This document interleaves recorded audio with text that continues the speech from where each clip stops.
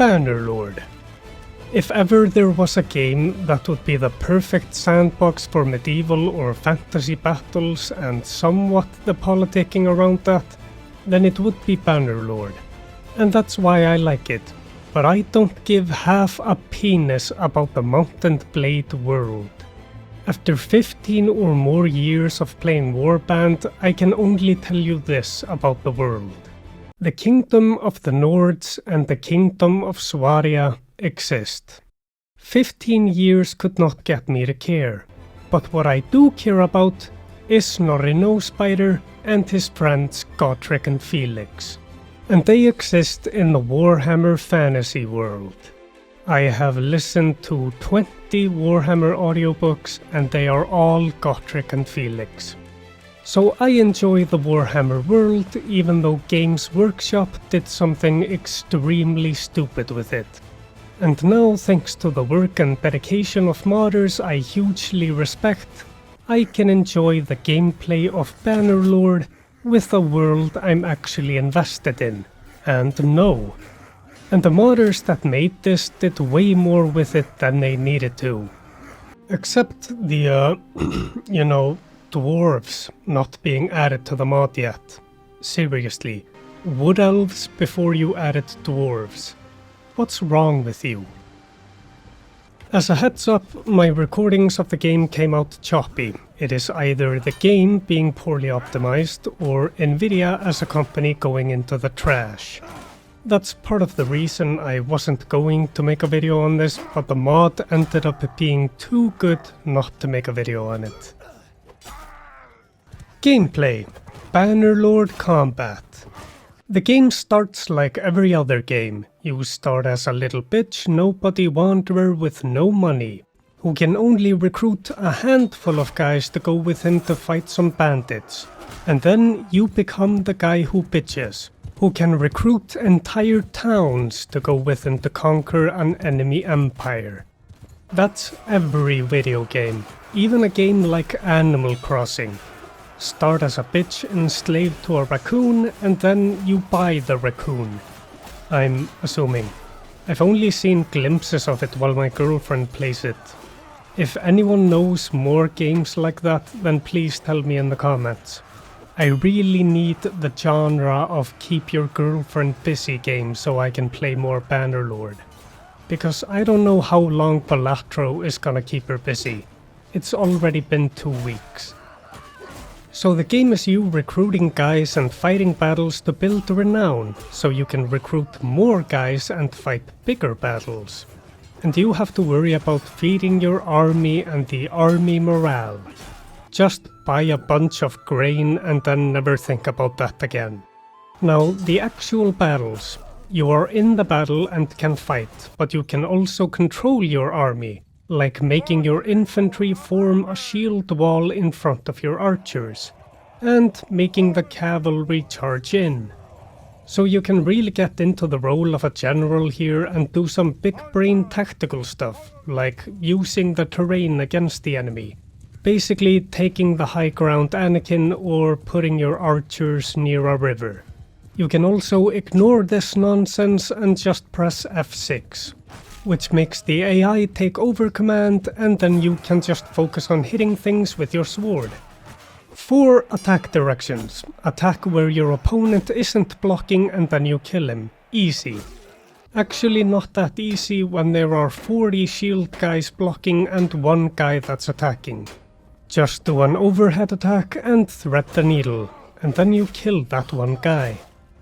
No, in reality you just keep attacking randomly and eventually one of your attacks goes through. Attack from the same direction your opponent is attacking from and you get a chamber block. To pick a direction to attack from, you have to look in that direction. You wanna attack from the right, then look to the right. You can invert the directions. So look left, attack right.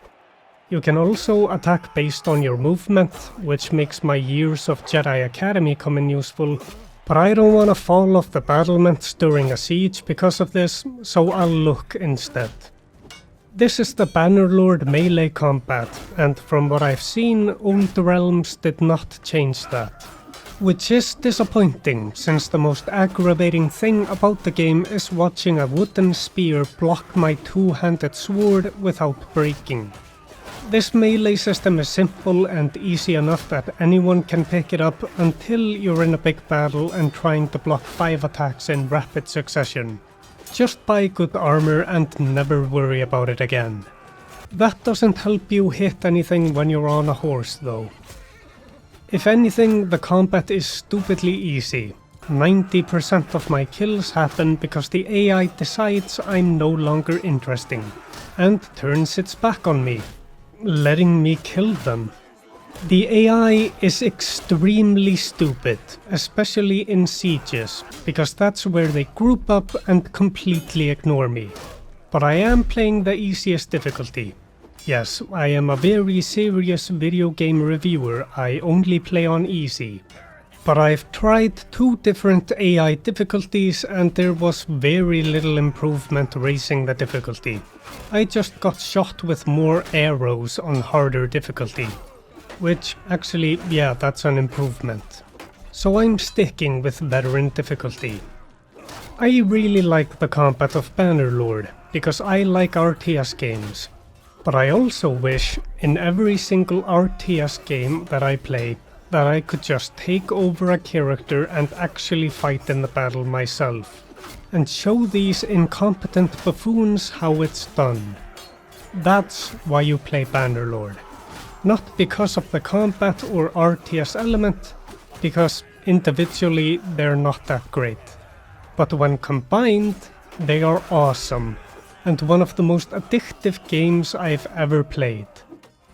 And for the melee combat and the RTS element, Old Realms hasn't changed anything that I've seen.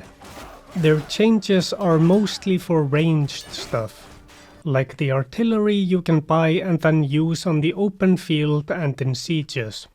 It's great when it isn't killing my own troops.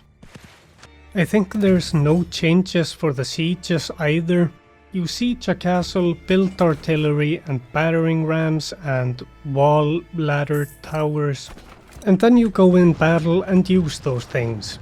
Oh, and the AI doesn't like going outside of the castle, so you can just hang around outside while your artillery kills hundreds. This is a really well-made game. Also, if you start besieging anything, you can be sure an ally lord is on his way to take over your siege, which is extremely annoying and is also a nice segue into the next segment. The Kingdoms. Now we finally get to talk about some of the Old Realms changes. It doesn't change the system, just the way it looks. By putting Warhammer lords and appearances into the game.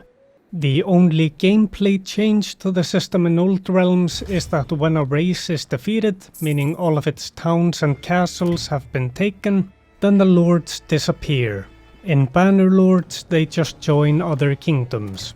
So for vampires, if I kill one faction of the vampires, then the lords of that faction of vampires will join another vampire faction. But if there is no vampire faction left, then they disappear. Now, the kingdom system. You can join a kingdom. I, of course, joined Reichland, which is ruled by Karl, totally not Sigmar, Franz. What does it mean to join a faction? Well, you fight for them in their interest. If they are at war with a kingdom, then you are also at war with that kingdom. For me, that meant being at war with Bretonnia a lot. Why is Karl Franz starting a war with Bretonians and Marienburg instead of vampires? Their borders were too close to his borders, or something. I don't know, I just work here. It also means the king might give you towns and castles, which will give you money if you run them good. Castles and towns are simple, it's just a number goes up thing. Just upgrade everything and maybe put in a companion that you recruit in taverns as the governor, if he has a bunch of pluses. If you don't run town good, then they rebel, and in the old realms that means they get taken over by chaos. Which is great, because that means I get to kill chaos. And it's basically a free town to take over if you can get there before everyone else. You can also buy workshops in towns which generate money if there is enough resources for them to run on. It should mostly be automatic, but you can buy resources for them. In a kingdom, you can create an army, spending your influence to make a bunch of other lords follow you. And I usually had way too much influence, so I could just summon a bunch of lords to become an unstoppable force of destruction, and plow my way through enemy kingdoms with barely any difficulty.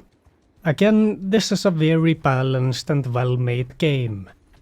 You can also force an allied army to disband. This is very useful if the AI is being completely useless and doing fucking nothing, like it always does. Participating in the kingdom means voting on laws, who gets towns and castles, and peace and war declarations. The laws, called policies, are small trade-offs that you don't really need to worry about. It's not that big of a difference, but if there's a town you want, then you can put it up to a vote for who should get it instead of whoever has it now. It's probably gonna piss people off, but there's nothing they can do about it, since the AI doesn't really do any votes on laws or redistribution of fiefs. And lastly, wars. The AI tends to declare war on the stupidest targets, so you have to take it into your own hands of who war should be declared on, by putting it to a vote, and luckily Reichland is really supportive of war with everyone. But they are also stupid and will vote for peace even if there are just 2 enemy castles left, which ends my dream of elf genocide. You can also make your own kingdom and take over the world. On its own, the kingdom mechanic is kinda shitty, but it works well as an additional thing with all the other systems in the game. And for old realms, my main complaint is, where are the dwarves? Where are Gotrek and Felix? And for that matter, where is Felix? Where is Felix Games Workshop? Where is he? Gotrek is alive in Age of Sigmar, so where is Felix? Bring him back. I would destroy all of Age of Sigmar just to have Felix back. Old Realms new stuff. The first new system from the mod is available at character creation, the careers. I have only played one, the mercenary, effectively the tutorial career. It complements the standard Bannerlord playstyle of just get men and go into combat with sword, shield and gun. Which is a new addition, and it's why you play the Empire, because blasting an Ungor in the face with a Hawkland long rifle is one of the Warhammer world's few joys. And the 6-shooter gun just makes me very happy, aside from the smoke blocking my vision. If you are shooting a gun, I recommend always going into first person, because then the bullet will actually go where you aim it. It does not do that in third person. For the careers, I recommend just reading the Old Realms manual. I will link it in the description. There's a few very cool ones, like the Von Karstein career, which might make me actually play vampires, because they don't take fall damage. They can jump high or far, probably both, and they can fly. Oh, and raise the dead. Why am I not playing this? The Warrior Priest of Sigmar, I'm really interested in that one, because I think it's basically a paladin and will have lots of heals, so I can just go nuts during combat without dying. And praying to Sigmar is scientifically proven to be good for your soul. There's also this weird one, the Damsel. So she's a mage priest hybrid with some diplomacy option and can teleport. Just give the careers a read. The modders did a really good job with making things interesting. Each career has an ability. Like mine, the mercenary makes my troops unbreakable for a bit, and when I have leveled up my career, I get extra benefits when I use the ability, like taking 15% less damage and reloading 15% faster. Now you may have noticed it, magic. It is here and there are mage careers. I won't play them because I don't enjoy watching the woman I love fall in love with another man. But you can play it if you're into that sort of thing. Yes, that was a lore reference. But the mercenary career does have access to magic. The mercenary career has such amazing spells as Throw Rock. Nothing more satisfying than getting behind the enemy and saying, I cast rock. I'm attacking this castle, by the way. I simply went in the other way and now I'm throwing rocks at them. This is just Bannerlord. You can't blame old realms for this. Okay, I chose the Lure of Light because I wanted heals. That is the magic I got to experience. Its heal is okay, but its adept damaging spell is pretty good. And it has the Net of Amentok, which is probably really good against enemy cavalry.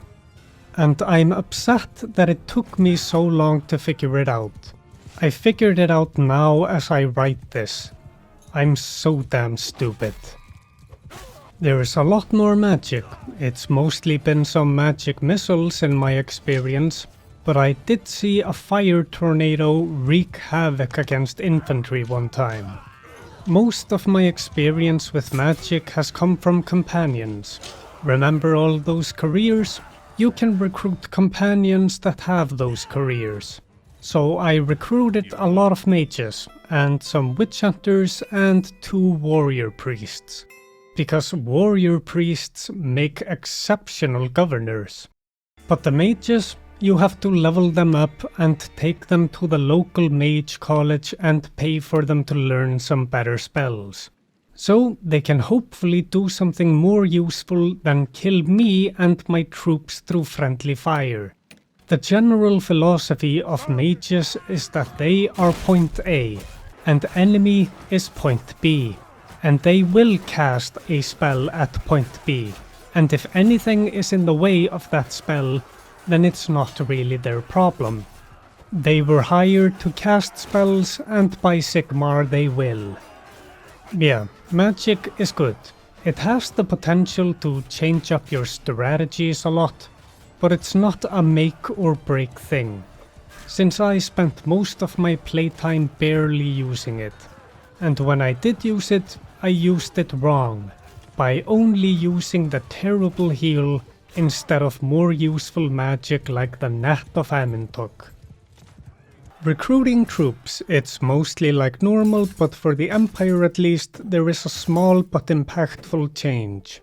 The prestige system. So you hire some recruits, just base trash units, and train them up into better units with money. And then somewhere along the line, you have to train them up with money and prestige for some specific troop types.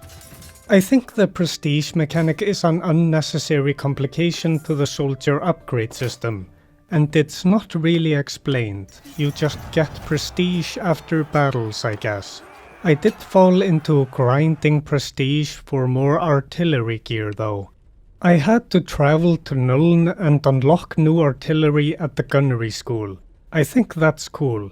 Prestige should just be used for unlocking new things. You also use prestige to buy a demigryph, which is awesome. Don't have prestige for soldier upgrades, just make those soldier upgrades much more expensive. I have 8 million money on me in my current save. The mod desperately needs a money sink. More expensive troops would do that. By the way, Bannerlord has probably the worst menu for selling items in any game out there. Let me select a bunch of items to sell at a time, please. Actually, I'm pretty sure that you can just buy prestige at the connected noble in Altdorf. That would explain me suddenly getting a lot of prestige. This isn't a new system, it's a request to change an existing system. The default execution mechanic does not work for old realms. Why does everyone get upset with me for executing a Chaos Lord? They should be throwing me a parade for doing it. This is seriously the stupidest thing about the execution mechanic in Bannerlord. I hate you for killing that guy I didn't like. I hoped this mod would fix it, which they should. The Lords of Men should not get upset with me for executing a Chaos Lord. They should treat me as a hero. They added quests and events. The two quests I mainly noticed were, we think there might be heresy going on in that village, please check it out. Then you go to the village and you get a little text adventure where you investigate the village and there are some RPG skill checks. Like if you have high enough medicine, then you will be able to tell that there is some chaos in that strange flask with the green bubbling viscous liquid. But the text adventure will lead you to discover that there is some chaos here. I don't think you can fail, because I have never failed this. The ones I have seen are Nurgle and Khorne cultists. I'll tell you about the Nurgle one, because it's kinda cool. So when you confront the cultist, he will offer you a deal. Forget what you saw here and I will give you the gift of Nurgle, which is basically giving you permanent plus 20 health. And then you fail the quest. Or reject the chaos filth and kill him and get rewarded with 2,500 money. Which I did all the other times except the one I recorded because I wanted to see what would happen. In the late game you can probably use this to farm health points, since I don't think there are any consequences to this, like getting corrupted by chaos or something like that. Speaking of chaos, the game is flooded with chaos camps you can attack and wandering chaos warbands you can attack. For the money, renown and XP. And chaos will seemingly randomly take over settlements. And you can besiege them and take those settlements. You just have to be the first one there. Then there are the chaos portals and beastmen herd stones. 100 troop armies will keep pouring out of them until you go there and fight a big battle to put a stop to it. A battle between you and a 400 troop army. The beastmen are pretty easy and you can take care of it yourself pretty easily, but the chaos portal is a bit tougher, because the warriors of Khorne, Nurgle, Slaanesh and Tzeentch have some of the best armor out there, and they can plow through your troops. So just create an army and throw bodies at the problem, instead of developing tactics, while you swing your two-handed warrior priest hammer like a maniac. When you win the battle, you get to choose between 5 really good items. Some of the best items in the mod. Like Dragon Tooth, a one-handed sword with a lot of damage that has some purple glowing lights. Finally, a sword for gamers. I kinda hated using it, especially at night, because those purple lights would just go insane, and I could barely see what I was doing. So I swapped it out for a warrior priest hammer. The herd stones and chaos portals are a really good addition to this mod, because this is Warhammer, and you can always find a battle to fight. But when you get to a high enough level, then finding appropriate battles for your level becomes harder, because your king or emperor isn't declaring enough wars, and after a certain point, Ungors just become a joke. I suppose I can just throw myself against chaos endlessly to grind up some levels, or vote for a war, I guess. Okay, this last one is a maybe, because I don't know how it works. You level up pretty fast and it doesn't seem to be related to skill points, but I could be wrong. I at least feel like I'm leveling up faster than in vanilla Bannerlord, and I keep leveling up even though I'm not earning any skill points. And if it is like that, then I much prefer that over the vanilla Bannerlord experience. I want to be able to max out everything, and with this system I could do that.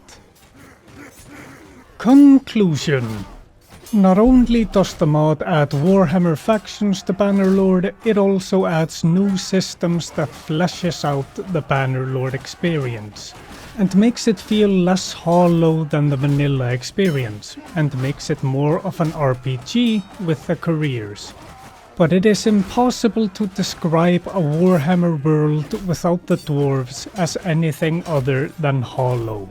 What's already here is a big playground with a lot of interesting and fun things, but my life is empty without slayers and engineers that consider safety a suggestion. If the dwarves, orcs and Skaven get added, then I don't think I'd play a different game. Killing wood elves gets a little stale, but killing Skaven never gets old. It's already a great mod with a few minor problems. I've mentioned some, like having too much money too fast, but my biggest complaint is all the sieges where the local forest blocks my vision of the siege construction points. I also thought there is some wood elf unit that was creating a crash, but then the game crashed on the map and then in the menu. And that's just the authentic Bannerlord experience. It's a well-made game. When Bannerlord isn't crashing or just failing to launch, then it's a really fun and addicting experience. But I had found that I always got quickly bored of the vanilla experience. Bear in mind, quickly here means 10 hours or so. But with the Old Realms mod, I have not gotten bored, and have to will myself to stop playing so that I can be somewhat productive. I already liked Bannerlord because it's a great blend between grand strategy, RTS and medieval combat. But some of its systems feel half-baked and or deep as a puddle, and then Old Realms comes in and alleviates some of that. It's a great mod and gives the Bannerlord experience that extra spice it desperately needed. If you get it, you should read the installation guide on the Google Doc. And if you run into trouble, they have a Discord server, where they can help you. They helped me when my game wouldn't even start. Great people there. Tell them I sent you so they know who to blame. Also, I didn't cover everything in the mod. There's still some cool stuff for you to discover and be surprised by. Lastly, please, please, please give me the dwarves, please. I also recommend the Godric and Felix audiobooks. Jonathan Keeble does the narration on all of them and he does a really good job. Like, subscribe, call me Dwarf Slut, and have an awesome day.